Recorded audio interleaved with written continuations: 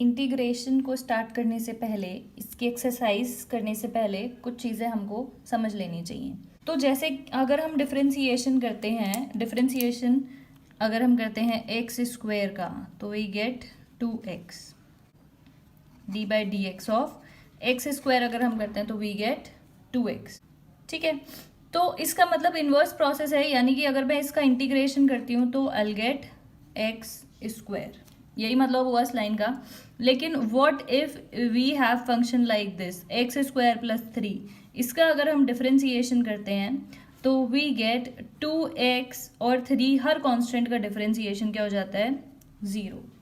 इसका मतलब 2x का डिफरेंशिएशन भी ये, और 2x का इंटीग्रेशन भी एक्स स्क्वायर, और 2x का इंटीग्रेशन ये भी हो सकता है, यानी कि प्लस कोई कांस्टेंट कोई भी हो सकता है, 5 6 7 8 m n o कुछ भी आप कांस्टेंट रखते हो, उसका इंटीग्रेशन डिफरेंशिएशन क्या हो जाएगा, सिर्फ 2x, क्योंकि उसका कांस्टेंट का 0 होता है differentiation.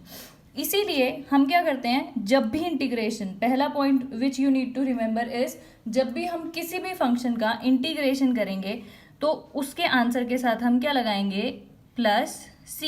c is constant of integration. अगर वो कोई कांस्टेंट हुआ ही नहीं आंसर में तो c की वैल्यू 0 हो सकती है, कांस्टेंट की वैल्यू 0 हो जाएगी, और अगर होगा तो वो ठीक है, हमने लिख दिया है। ठीक है, तो इसीलिए पहला पॉइंट आपको याद रखना है, जब इंटीग्रेशन करना है तो उसमें constant of integration c include करना है आंसर में। फॉर्मूले देखते हैं। देखो, डिफरेंशिएशन x की पावर n का कितना हो जाता है, एक पावर कम, उल्टा सोचना है, एक पावर कम और पावर आगे आ जाती है मल्टीप्लाई में। यहाँ पे देखो, एक पावर वहाँ कम हो रही थी, यहाँ पे एक पावर ज़्यादा n+1, और वहाँ पे मल्टीप्लाई हो रही थी, यहाँ पे क्या हो जाएगी, डिवाइड। ठीक है, अगर हमारे पास x की पावर नहीं है, ऐसा कोई फंक्शन है, मतलब जिसकी डिग्री 1 ही है लेकिन ax + b इस टाइप का है, तो क्या हो जाएगा, बिल्कुल सेम वही करना है, फंक्शन की जगह फंक्शन ही। अब एक और इम्पॉर्टेंट बात यह है कि यहाँ पे कोई चेन रूल नहीं होता इंटीग्रेशन में, इसीलिए हमें क्या करना पड़ता है, ट्रिग्नोमेट्री या फिर वो अपने फंक्शन को उस हिसाब से बनाना पड़ता है जिसका फॉर्मूला हमारे पास गिवन है। ठीक है, तो x की पावर n ये तो हो गया। अगर ऐसा कुछ है तो क्या हो जाएगा, बिल्कुल यही जो फंक्शन है उसी की पावर n+1 अपॉन n+1, और जो भी x का कोफिशिएंट है वो डिवाइड में। इसको ऐसे याद रख सकते हो, डिफरेंशिएशन में जब चेन रूल लगा देते तो मल्टीप्लाई करते थे, यहाँ पे क्या कर दोगे, डिवाइड। उल्टा दिख रहा होगा सारा, मतलब साइन एक्स का डिफरेंशिएशन करोगे ये आएगा, इसका ये आएगा, तो ऐसे याद रखना है। सिवाय इन सब ट्रिग्नोमेट्रिक फंक्शंस के, we do not have any other formula of integration, जिसका हम, जैसे अगर इन सबको हटा के हमारे पास सेक स्क्वायर की जगह हमारे पास आ जाए सपोज कॉट स्क्वायर, तो हमारे पास कॉट स्क्वायर का कोई फॉर्मूला नहीं है इंटीग्रेशन में, तो इसलिए हमें क्या करना पड़ेगा, हमें ट्रिग्नोमेट्रिक फॉर्मूले यूज करने पड़ेंगे कन्वर्ट करने के लिए, अपने फंक्शंस में सब्सटीट्यूट करके, अपने क्वेश्चन में सब्सटीट्यूट करके हम वही फंक्शंस वो लाएंगे जिसके हमें इंटीग्रेशन पता होगा। ठीक है, देखेंगे नेक्स्ट वीडियो में, सारे क्वेश्चंस करना सीखेंगे। तो ये सब आपको याद करना है, जैसे कि कोसेक एक्स का डिफरेंशिएशन क्या होता था, minus cosec x cot x, तो यहाँ पे इसका इंटीग्रेशन क्या हो जाएगा, ये। तो ये सारे फॉर्मूले आपको याद कर लेने हैं। और देखते हैं, log x का डिफरेंशिएशन होता था 1/x, तो 1/x का इंटीग्रेशन क्या हो जाएगा, log x। अगर 1/x की जगह ऐसा कोई फंक्शन है 1/ax + b, तो क्या हो जाएगा, log ax + b, वही फंक्शन अपॉन में a का जो भी कोफिशिएंट होगा वो आ जाएगा, प्लस c तो हर जगह पे लगाना ही है, आपको पता ही है। e की पावर x का डिफरेंशिएशन, e की पावर x होता है, इंटीग्रेशन भी e की पावर x हो जाएगा, तो ये तो सबसे ही बेस्ट चीज़ है। ठीक है, e की पावर x का डिफरेंशिएशन करते हो तो भी e की पावर x, इंटीग्रेशन करोगे a की पावर x। a की पावर x का अगर आपको डिफरेंशिएशन याद हो तो क्या होता था, a की पावर x log a, वहाँ मल्टीप्लाई में होता था, यहाँ उल्टा सोचना है, क्या हो जाएगा, डिवाइड में, a की पावर x log a और प्लस कॉन्स्टेंट ऑफ इंटीग्रेशन हर जगह आएगा। ये भी कुछ याद आ रहा होगा, differentiation of sine inverse x ये होता था, तो अगर ऐसा कोई फंक्शन आपको मिल रहा है तो इसका इंटीग्रेशन आप ये कर देंगे।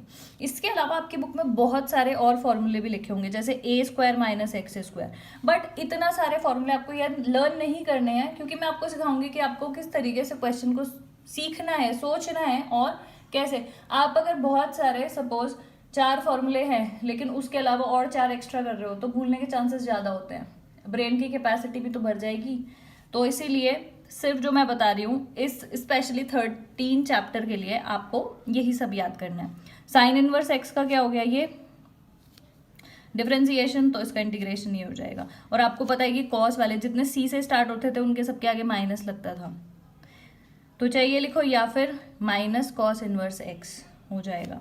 सिमिलरली ये आपने डिफरेंशिएशन के याद किया तो उससे रिवर्स ही आपको सोचना है। फिलहाल हम फॉर्मूले देख रहे हैं, क्वेश्चंस हम आगे वाली वीडियोस में करेंगे, ठीक है। ऐसे ही सेक इनवर्स एक्स का डिफरेंशिएशन ये हो जाता था तो इसका इंटीग्रेशन हो जाएगा सेक इनवर्स एक्स प्लस सी, या फिर इसी फॉर्मूले में माइनस आ जाता था वहाँ पे कोसेक के लिए, तो इसी का ही आंसर क्या आ सकता है इंटीग्रेशन का, minus cosec inverse x plus c. अब देखो मोस्ट इम्पॉर्टेंट चीज़ जो इंटीग्रेशन में आपको आनी चाहिए। अब डिफरेंशिएशन में एक बार को बहुत सारे क्वेश्चंस आप कर सकते हो बिना ट्रिग्नोमेट्री फॉर्मूला यूज़ किए हुए, लेकिन इंटीग्रेशन नहीं कर पाओगे, क्योंकि अगर साइन स्क्वायर एक्स भी आ जाता है तो आपको पता है कि उसका इंटीग्रेशन का फॉर्मूला नहीं है। तो इसीलिए आपको क्या करना है, ये सारे ट्रिग्नोमेट्रिक फंक्शंस यूज़ करने हैं क्वेश्चन के टाइम पे। तो ट्रिग्नोमेट्री फॉर्मूले सारे याद रखने हैं। जैसे कि अगर हमारे पास क्वेश्चन में साइन स्क्वायर एक्स आएगा तो हम ये फॉर्मूले से ये निकालेंगे कॉस 2x की टर्म में, क्योंकि हमें कॉस x का इंटीग्रेशन पता है। ऐसी अगर कॉस क्यूब x आएगा तो हम इस फॉर्मूले की हेल्प से उसको कन्वर्ट करके लिखेंगे, कॉस क्यूब x की वैल्यू इससे निकालेंगे, उसको रखेंगे और वहाँ पे क्वेश्चन में सब्सटीट्यूट करके आंसर निकालेंगे। ऐसे ही इसमें भी ऐसे ही होगा, ठीक है। साइन क्यूब x आएगा तो ये फॉर्मूला यूज़ करेंगे। और देखते हैं ऐसा कुछ हो सकता है जैसे कि कॉस एक्स साइन एक्स, मतलब ये सारे फॉर्मूले यूज़ होने वाले हैं। कैसे यूज़ होने वाले हैं, फिलहाल आपको ये सब ट्रिग्नोमेट्री फॉर्मूले रिवाइज कर लेना, इस चैप्टर को करने से पहले सारे के सारे फॉर्मूले देख लेना। ये सब यूज़ होने वाले हैं क्योंकि एक्चुअली में इम्पॉर्टेंट बात ये है कि इंटीग्रेशन में हमारे पास हर चीज़ को मतलब कोई चेन रूल नहीं होता। जैसे डिफरेंशिएशन में चेन रूल होता है जिससे बहुत सारे क्वेश्चन मतलब बिल्कुल ईजी हो जाते हैं, वैसे इंटीग्रेशन में नहीं होता। तो इसीलिए इंटीग्रेशन करना तो आसान है, लेकिन पहले अपने क्वेश्चन को, हमारे क्वेश्चन को इंटीग्रेट होने लायक बनाना होता है, सिंप्लीफाई करके उस फॉर्म में लाना होता है कि हम उसको इंटीग्रेट कर पाएँ, फॉर्मूले लगा पाएँ इंटीग्रेशन के। तो इसीलिए उसमें सबसे ज़्यादा हम क्या यूज़ कर लेते हैं, ट्रिग्नोमेट्री के फॉर्मूले। तो ट्रिग्नोमेट्री के फॉर्मूले को बिल्कुल इग्नोर मत किया करो। ये सब बेशक 11th क्लास में ये सब तुमने पढ़ा है, लेकिन इस सब का यूज़ इंटीग्रेशन में भी है, ठीक है। तो नेक्स्ट वीडियो से हम स्टार्ट करते हैं chapter number 13। That is it for this video. Stay connected for rest of the exercises, chapters, syllabus etcetera etcetera. Thank you so much for watching.